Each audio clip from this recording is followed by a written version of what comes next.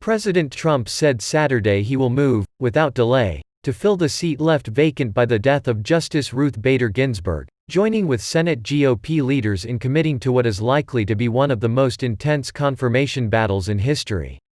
President Trump said on Twitter, "We were put in this position of power and importance to make decisions for the people who so proudly elected us, the most important of which has long been considered to be the selection of United States Supreme Court justices.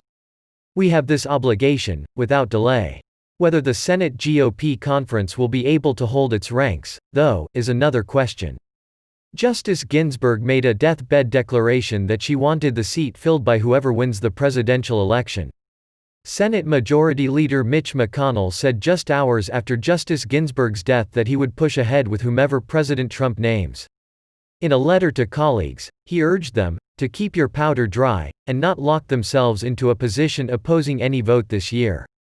He said there's enough time left in the year. Justice Ginsburg's own confirmation took 50 days, he said, and he dismissed complaints that Republicans are being hypocritical by pushing ahead now, after denying President Obama a chance to pick a replacement after the death of Justice Antonin Scalia in 2016. Mr. McConnell says in that instance the White House was controlled by a Democrat and the Senate controlled by the GOP. Now, both are held by the same party. Democrats said that was parsing too much, and insisted Mr. McConnell and his fellow Republicans follow the precedent they set 4 years ago. Liberal pressure groups are already taking that argument to the states, where a half dozen or more Republican senators face tough re-election campaigns. Some have already committed to a vote on President Trump's pick, including Senator Martha McSally of Arizona. She wrote on Twitter, "The United States Senate shout vote on President Trump's next nominee for the United States Supreme Court." In North Carolina, Senator Thom Tillis said Saturday that Mr. Obama was a lame duck 4 years ago, whereas President Trump is facing voters. He said Trump should make his pick and voters can judge him for it at the ballot box.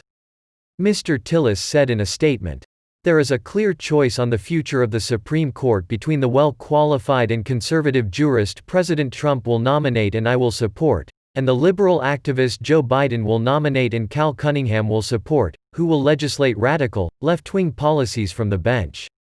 Senator Lindsey Graham of South Carolina, who finds himself in a surprisingly close race, said in 2018 that he would be inclined to back a high court nomination fight in an election year. But on Saturday he posted a link on Twitter to remarks he made earlier this year saying he would work to fill a vacancy that arose this year. That's crucial since Mr. Graham serves as chair of the Judiciary Committee, and would oversee any confirmation battle. A number of other Republicans in key election fights did not take a stance, instead keeping their remarks Friday and Saturday to praise for Justice Ginsburg's legacy. Senate Republicans hold a 53-47 edge over the Democratic caucus, so they could lose 3 senators and still have Vice President Mike Pence break the tie on confirmation. One wrinkle is that Ms. McSally is sitting in the seat once held by the late Senator John McCain. The Arizona Republic reported Friday that should she lose in November, her Democratic successor could be sworn in as soon as the results are certified, perhaps on November 30.